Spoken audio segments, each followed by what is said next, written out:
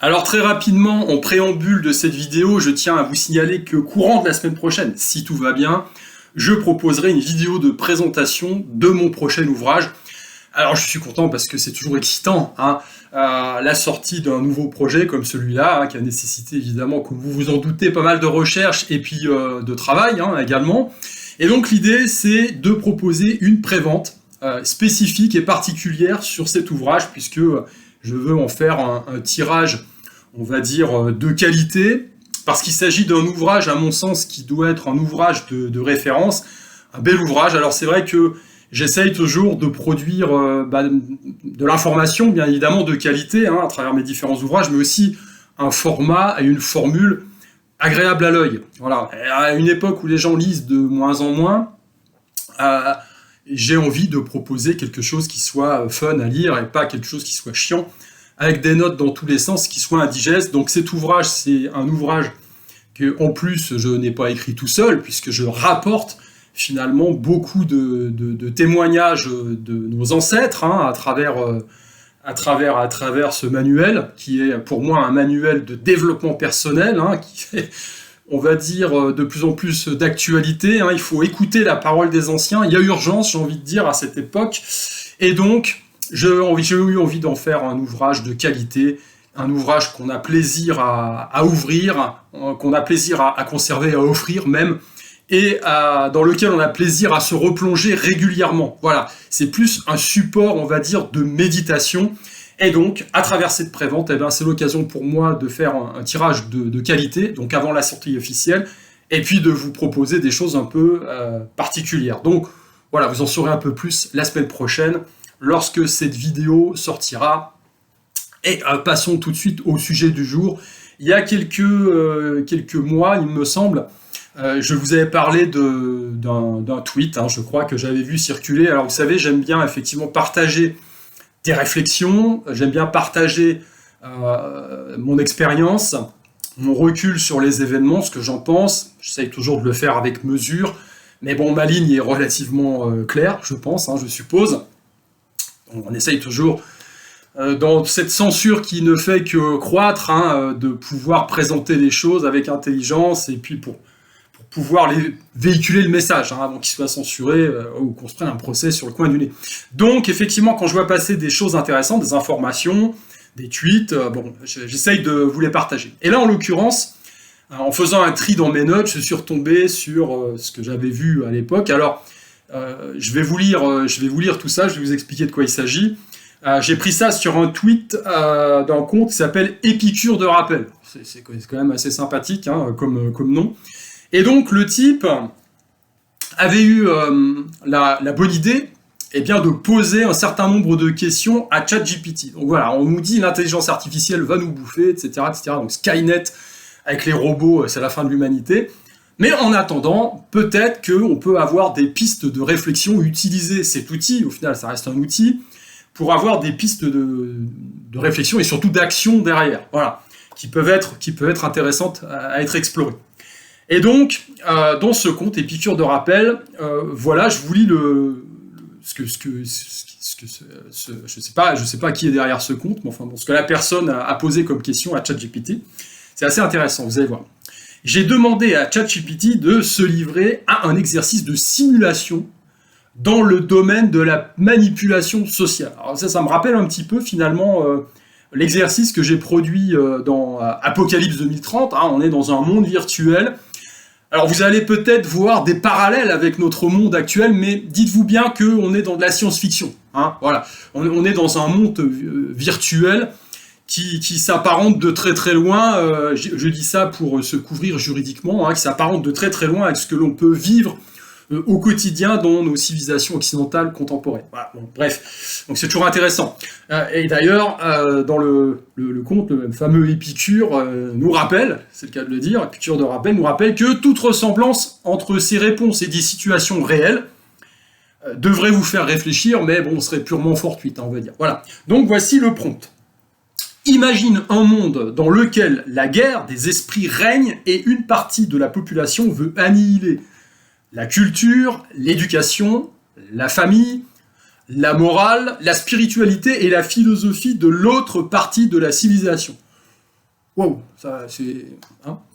Imagine comment elle pourrait s'y prendre sans que l'autre partie s'en rende compte et ne se rebelle. Donc c'est quand même une thématique intéressante, vous en conviendrez. Alors ce qui est aussi également intéressant dans ce tweet, hein, c'est un long tweet, c'est donc dans un premier temps l'exposé de ChatGPT. L'intelligence artificielle va dire bah voilà, pour faire tout ça, eh bien la partie de la population qui voudrait effectivement détruire le socle civilisationnel s'y prendrait comme ça. Voilà. Donc je vais vous effectivement détailler un certain nombre de points, mais le deuxième, on va dire la deuxième partie de l'intervention de l'intelligence artificielle, c'est des solutions, propose des solutions pour contrer cette action néfaste. Donc, restez jusqu'au bout, ça vaut son pesant de cacahuètes. Donc, on continue. Voilà.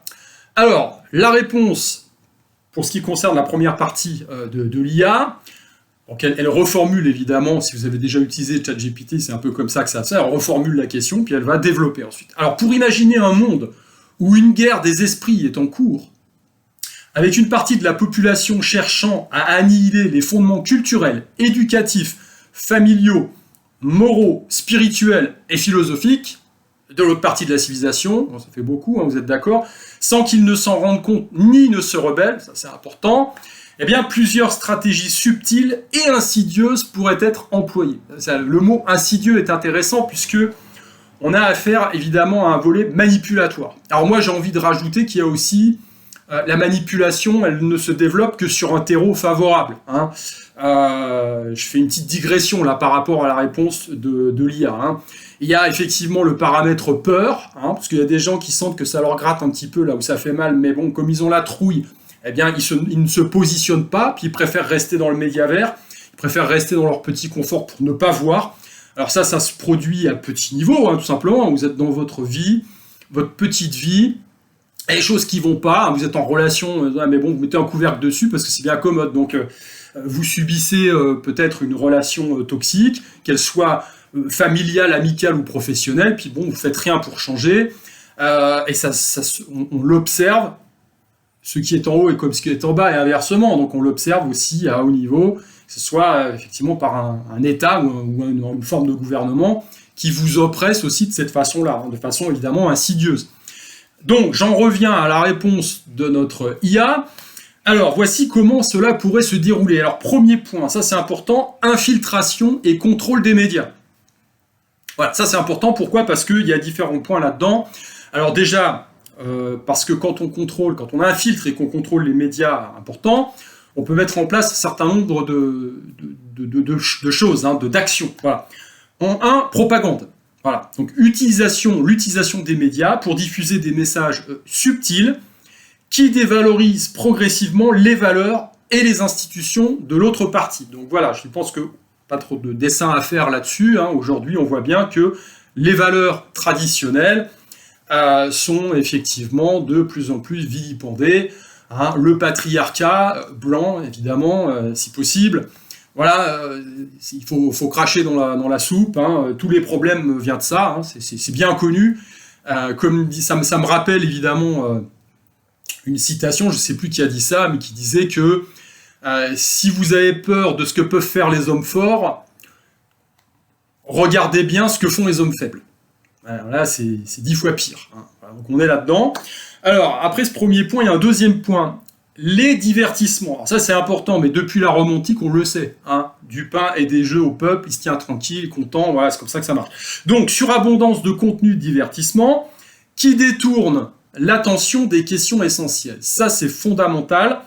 Et qui rendent la population apathique.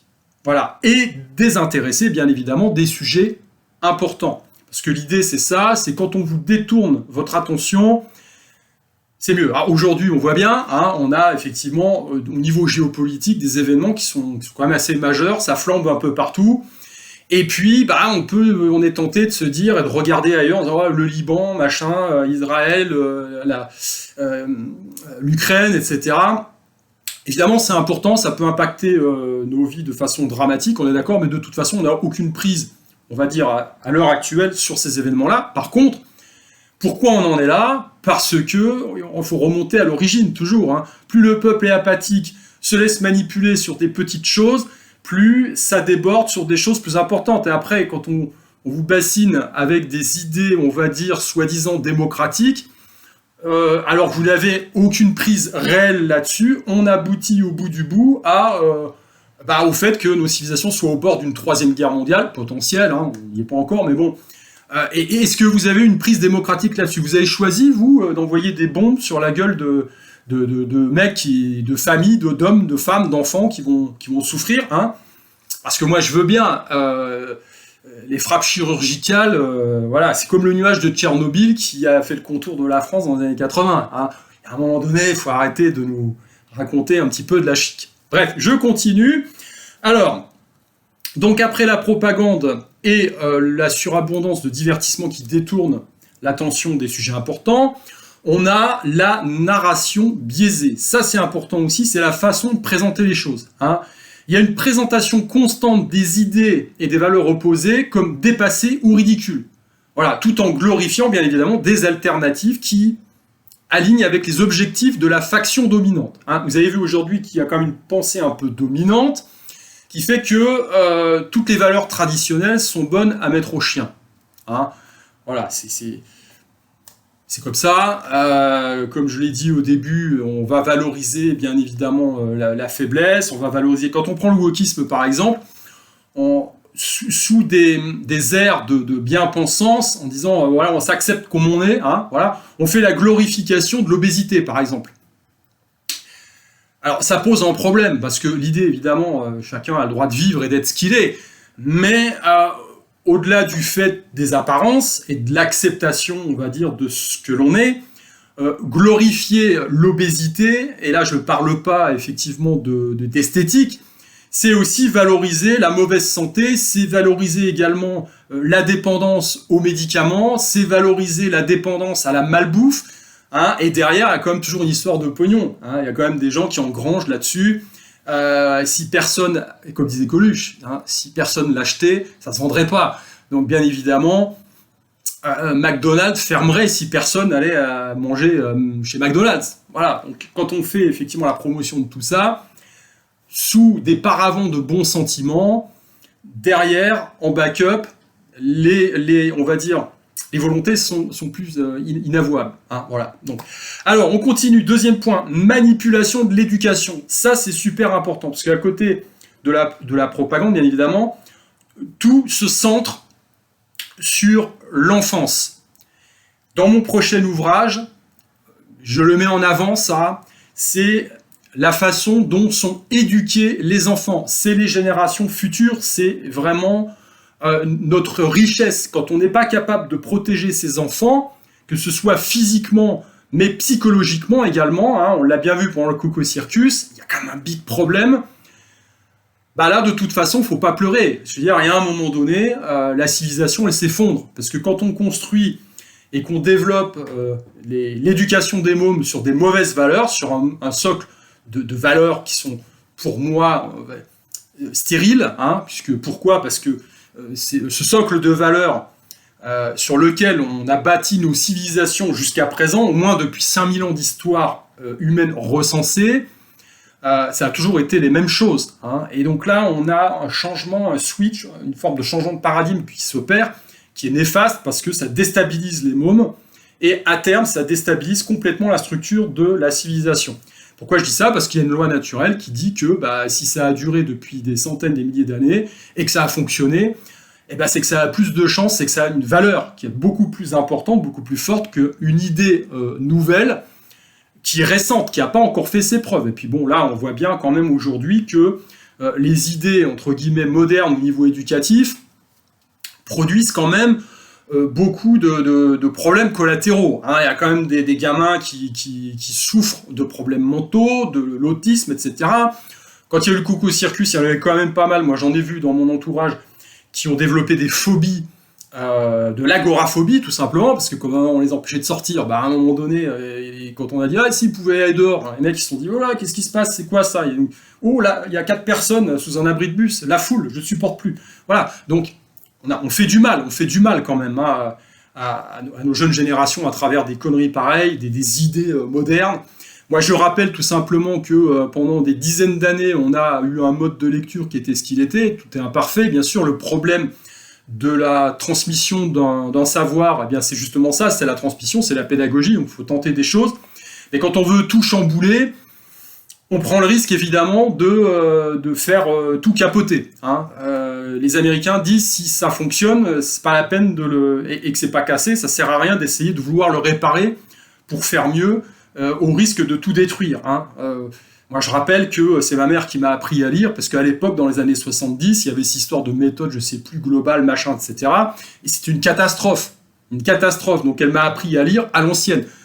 Voilà, donc assis sur la table de la cuisine pendant les vacances, avec un martinet, un bouquin, et puis voilà, comme elle avait appris à lire quand elle était petite, hein, dans les années 50, 40, 50, voilà.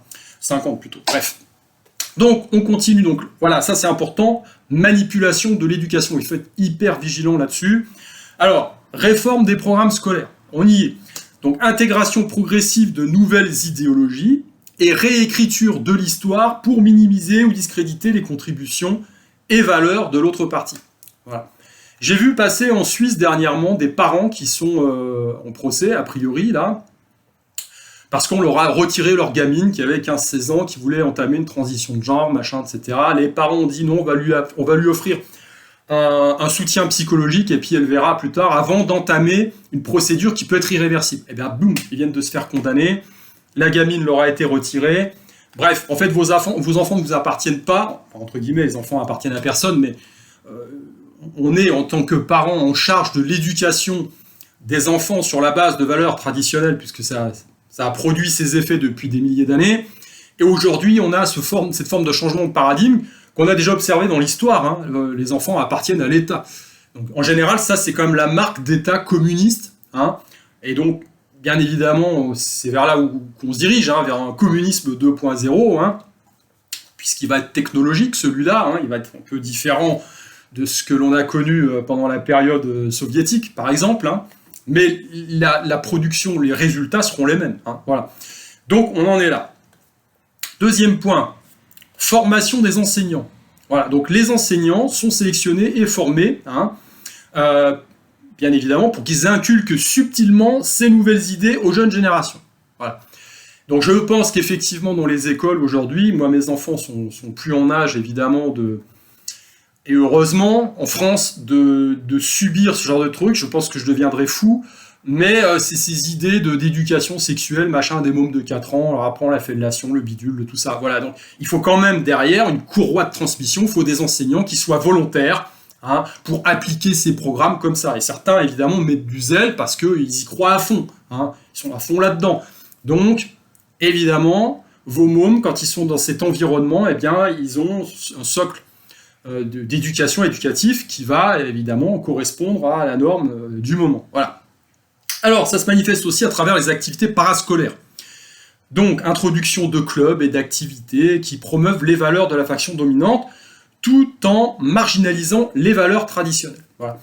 Donc, évidemment, j'ai rappelé au début de cette vidéo que l'on était dans un monde virtuel, hein, mais on peut quand même voir des parallèles avec ce que l'on vit aujourd'hui. Hein. Bref, troisième point important, fragmentation sociale. C'est le diviser pour mieux régner. Hein. Là, pareil, je vous fais pas un dessin. Quand on voit les slogans les Français ensemble, moi, ça me fait doucement rigoler. Hein. Je veux dire, quand on voit aux US les démocrates et les républicains comme ils sont en train de se haïr, parce que tout est fait sciemment pour ça, bien évidemment, parce que on a affaire à la base à un système politique qui est fait de telle sorte que les gens doivent travailler ensemble. Et le fonctionnement d'une civilisation, c'est la volonté commune, malgré des idées divergentes, puisque je respecte les idées de l'autre, eh bien de travailler ensemble pour produire quelque chose, pour faire grandir et grossir quelque chose. C'est pareil dans n'importe quel projet. On ne s'entend pas forcément sur tout, mais quand on respecte l'autre, eh bien ça permet de faire avancer le schmilblick. Mais là, on arrive à un point où l'idée, c'est de détester la partie en face. Hein. Et comme on la déteste, eh bien, elle n'a pas le droit de citer, elle n'a pas le droit de parler. Hein. Moi, ça me fait rire quand j'entends l'arc républicain en France, par exemple. Alors, ce parti ne fait pas partie de l'arc républicain. Ça veut dire quoi ? Et il est autorisé quand même. Il faut arrêter de prendre les gens pour des cons. Hein. Et je me souviens d'une conversation que j'avais eue avec un avocat il y a une dizaine d'années en France, dans une soirée où il me dit oui, les partis véritablement républicains, parce qu'il me parlait du Front National qui n'était pas un parti républicain. Mais à un moment donné, il faut quand même réfléchir 2 secondes. Si le truc n'était pas républicain, il n'aurait pas le droit d'exister, on va dire, dans l'idée démocratique qu'on se fait. Voilà, je veux dire, non, il y en a qui n'ont pas encore compris que c'était juste, évidemment, une marionnette qu'on agite régulièrement pour les élections, histoire de faire gagner la partie en face. Enfin bref, c'est de la manipulation de base, et ça fonctionne. La plupart des gens restent là-dedans. Donc, fragmentation sociale, c'est important. Donc, encourager les divisions, exacerbation des différences, et conflits internes au sein de l'autre parti. Donc ça, il doit y avoir cette histoire d'opposition contrôlée, machin, etc. Bref, alors notamment sur des questions de race, ou de genre, de classe sociale, etc. Ouais, dans l'intelligence artificielle, il y a intelligence. Voilà, donc là, effectivement, c'est une machine, on ne peut pas lui reprocher d'avoir une orientation quelconque, elle dit les choses telles quelles, elle pose le truc, division raciale, machin, etc. On observe partout, on observe ça partout dans le monde occidental aujourd'hui. Division raciale. Et ça a été organisé. Je veux dire, il faut arrêter un moment de me raconter n'importe quoi. Aujourd'hui, on a effectivement cette histoire encore d'un type qui était censé ne pas se trouver sur le territoire français, qui a violé, et tué, en plus récidiviste, Et donc, cet élément est toujours récupéré d'un côté ou de l'autre, et on oublie au centre la douleur des gens, en fait, qui subissent cette saloperie. C'est juste hallucinant. C'est juste hallucinant. Bref, donc on continue. Soutien à des sous-cultures alternatives. Pour être plus clair, promotion et financement de sous-cultures qui sont en opposition directe avec les valeurs traditionnelles, les rendant plus attrayantes. Voilà. Écoutez, on ne peut pas être plus clair que ça. Voilà, aujourd'hui... bref, je ne vais pas me faire striker la vidéo. Laissons l'intelligence artificielle s'exprimer sur ce sujet dans le cadre d'un monde virtuel. On est dans de la science-fiction, là, vous avez bien... on est tous d'accord là-dessus. Voilà. Alors, 4e point, ça c'est important aussi, technologie et surveillance. Contrôle des plateformes numériques. Il ne faudrait quand même pas que les gens partagent des idées alternatives, qui puissent se questionner, on va dire, sur le bien fondé de telle ou telle chose. Donc, utilisation des algorithmes des réseaux sociaux pour amplifier les messages qui soutiennent la faction dominante, tout en réduisant la visibilité des messages opposés. Alors, c'est bizarre parce qu'on avait vu ça aussi pendant le Coco Circus. D'ailleurs, aux US, il y a quand même un certain nombre qui passent devant des commissions pour s'expliquer. Sur Twitter, l'ancien patron de Twitter a avoué évidemment que, ils avaient censuré. Zuckerberg, c'est pareil, qui sent le vent un petit peu tourné, donc il se dit, pile ou face, il faut quand même sauver ses fesses dans le cadre de n'importe quel scénario qui pourrait sortir du chapeau au mois de novembre. Donc il dit effectivement, le gouvernement nous a dit de censurer, Dans l'Union européenne, c'est maintenant légalisé. Donc on censure parce que c'est pour votre bien. Voilà, donc c'est comme ça. On est dedans. Je veux dire, en Angleterre, on a vu dernièrement effectivement des gens qui se faisaient, qui allaient en justice pour des retweets. Je veux dire. Factuellement, la liberté d'expression est en recul partout dans le monde. Au Brésil, pareil, Twitter interdit, machin. Voilà, c'est un marqueur. Collecte des données, ça c'est intéressant aussi. Donc surveillance des communications et des comportements pour identifier et neutraliser discrètement les leaders d'opinion opposés. Voilà. Écoutez, c'est un peu la Stasi de l'époque, donc si les gens commencent à avoir une audience un petit peu trop importante, tout le monde est pisté, machin, et puis vous êtes étiqueté. C'est quand même assez intéressant. Alors ensuite, on continue, il y a 7 points dans cet exposé, on en est au 5e, érosion des institutions. Alors, affaiblissement de la famille, bien évidemment, promotion de modes de vie et de valeurs qui minent l'importance de la structure familiale traditionnelle, c'est évident. Voilà, donc on essaye de déléguer au maximum l'éducation des enfants à l'État, comme ça on peut, dès le plus jeune âge, imprimer des idées, on va dire les idées dominantes. en sortant l'enfant du cadre de la famille pour qu'il n'y ait pas conflit au niveau des idées et que le gamin ne fasse pas sa propre idée. Alors, si vous voulez, moi, j'ai quand même une idée assez particulière de l'éducation, et c'est ce que j'appelle l'éducation traditionnelle. Pour moi, cette éducation, elle est faite pour libérer l'individu. Donc, moi, dans mes cours, etc., dans mes interactions, je n'ai jamais la prétention d'apporter la vérité absolue, mais juste de réfléchir et de perturber. Parce que quand on perturbe, eh bien, on réfléchit. C'est comme quand on a mal. Voilà. Il y a un Kyokun d'Okinawa en karaté qui dit quand l'homme a mal, il commence à réfléchir. Voilà, ça le réveille. Il se dit merde, ça fait mal, il faut que je trouve une solution. Là, c'est pareil. Moi, dans ma forme d'éducation, je choque parfois, je perturbe et j'invite à la réflexion. Et ensuite, l'idée, c'est de produire soi-même en tant qu'individu, grand respect de la liberté individuelle, de produire soi-même en tant qu'individu sa propre réflexion, sa propre norme interne, et non pas, comme un mouton, suivre le mouvement global et l'idée du moment qui changera le surlendemain et le lendemain suivant, au gré des manipulations des dominants. Donc pour moi, c'est ça l'éducation, la valeur d'une éducation traditionnelle, véritable. Après, on pourrait débattre, mais ce n'est pas le cadre de cette vidéo, on peut aller plus loin. Alors, détournement des institutions religieuses. Infiltration des institutions religieuses pour les transformer en promoteurs des nouvelles idéologies ou les discréditer en exposant des scandales. Alors c'est intéressant parce que ce tweet, il me semble que j'avais chopé, c'était bien avant l'histoire de l'abbé Pierre, bien avant tout ça.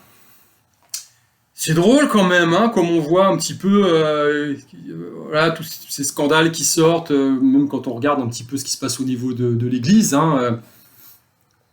Quand on a vu la cérémonie d'ouverture des Jeux Olympiques, par exemple, pour ne parler que de ça, j'ai pas vu le Vatican réagir rapidement. Ils n'étaient pas pressés de se positionner. C'est quand même étonnant. C'est quand même très étonnant. Bon, voilà, juste ça. C'est pour ça que je me méfie, moi, des structures humaines. Voilà. L'idée est belle à la base. On part de la spiritualité, on fait une religion, on fédère des gens sur un message, puis après c'est récupéré parce qu'on a une construction humaine derrière, et on en fait un instrument de pouvoir, un instrument de domination des masses. C'est intéressant, c'est toujours le même système partout, que ce soit dans la religion, que ce soit dans la politique, que ce soit partout. Dans le sport, on connaît ça également, c'est la même chose, c'est terrible. C'est terrible. Et il n'y a pas de véritable système de contre-pouvoir qui est mis en place en regard de ça pour pouvoir contrer le truc. Voilà, c'est comme ça. Ensuite, on continue. Déstabilisation économique. Création de crises économiques qui rendent les valeurs traditionnelles et les institutions moins visibles et moins attractives. Ah oui, les crises... Enfin, si vous avez lu Apocalypse 2030, il y a une énorme partie sur la finance, parce que depuis quelques années, je me suis mis là-dedans pour comprendre effectivement comment ça fonctionnait. On voit bien que les crises sont instrumentalisées tout le temps, et non seulement elles sont instrumentalisées, mais à mon sens, attention, remarque complotiste, elles sont produites, elles sont organisées, c'est très facile. Je veux dire, quand on imprime de la monnaie comme des cochons, et puis après on se dit « Ah tiens, il y a de l'inflation, c'est bizarre ». On sait très bien, quand on est au fait de tous ces phénomènes monétaires, qu'il ne peut pas y en être autrement. Ça ne peut pas être autrement. Voilà, l'inflation est un phénomène qui est lié à la monnaie.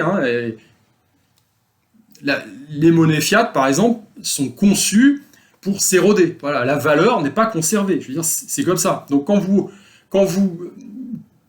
faites tourner la planche à billets, eh bien, ça mène... Regardez l'Allemagne des années 20, c'est hyperinflation, à terme. Voilà, c'est comme ça. Et donc, on a une forme de déstabilisation économique. Je ne fais pas le dessin, vous regardez dans l'actualité, vous regardez effectivement dans le passé, dans l'histoire, et puis ça se confirme. Alors, 6e point, intéressant. Propagation de nouvelles normes morales. Voilà, donc relativisme moral, on relativise. Ça, c'est pas bien, mais en même temps, circonstances atténuantes, c'est ça le relativisme. Donc promotion d'une vision relativiste de la morale, où toutes les valeurs se valent, voilà, rendant les valeurs traditionnelles perçues comme arbitraires. Voilà, écoutez, moi ce que je dis par rapport à ça, c'est que Quand on est trop tolérant, finalement, eh bien, on tolère tout. Et on finit par tolérer l'intolérable. Les valeurs morales, elles sont là, à un moment donné, pour poser un cadre. Hein.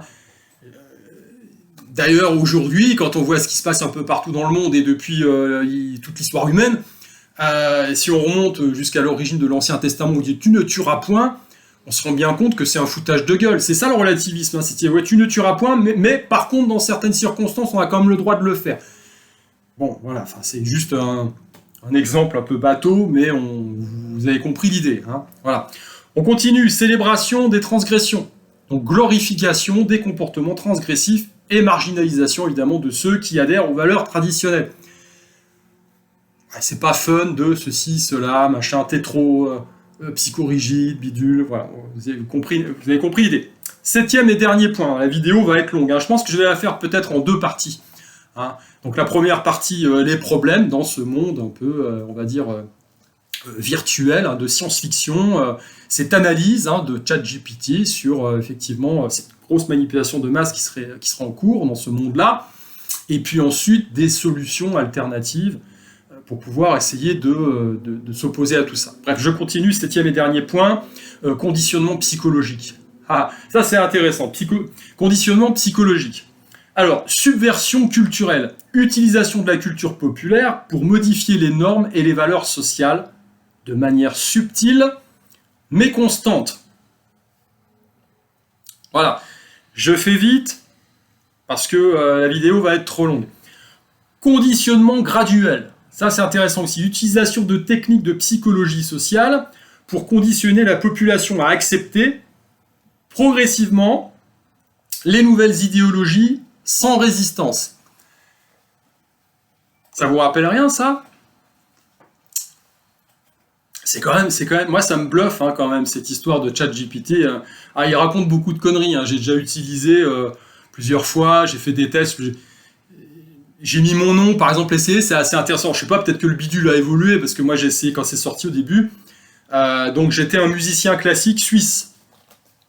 Voilà, après j'étais autre chose, c'est assez drôle. Même, non, homme politique, je crois. Non, je sais plus, quand même pas, il m'aurait pas insulté comme ça. Enfin bref. Donc c'est quand même assez impressionnant, hein, ce genre de réponse. Voilà. Donc la machine conclut en disant, en combinant ces stratégies, la faction dominante pourrait s'assurer que les changements s'effectuent de manière si progressive et omniprésente, ça c'est important, que l'autre partie de la civilisation ne se rendrait pas compte de la perte de ses valeurs et de ses institutions jusqu'à ce qu'il soit trop tard pour pouvoir réagir efficacement. Voilà. Alors comme je l'ai dit dans le cadre de ces vidéos, il y a ces stratégies de manipulation qui sont mises en place, qui œuvrent à tout niveau, mais en face vous avez aussi des gens qui font, comme on dit aux États-Unis, compliance. Hein, il y en a qui sentent qu'il y a un truc qui ne va pas, mais bon, allez, hein, on met un petit couvercle dessus. Hein, voilà. Il faut faire l'acte pour sauver papy-mamie, tous protégés, machin. Voilà, on met en place de nouvelles religions, hein, de nouvelles normes. Faut adhérer obligatoirement. Si vous n'adhérez pas, vous êtes considéré comme un rétrograde. Alors, si ça va trop loin, hein, c'est après, homophobe, antisémite, raciste, enfin, ultra-droite, enfin, tout ce que vous voulez, quoi, hein, tout simplement. Donc, c'est quand même assez intéressant. Voilà. Écoutez, je pense que je vais m'arrêter là pour cette vidéo, puisqu'on est déjà à 30 et quelques minutes, hein. Je vais vous poster quand même la seconde vidéo parce que c'est quand même bien beau effectivement de voir comment ça pourrait se passer dans ce monde virtuel de science-fiction. Le côté, c'est cette subversion, mais il faut voir en face qu'est-ce qu'on peut faire pour lutter contre ça. Voilà. Je vous dis à plus.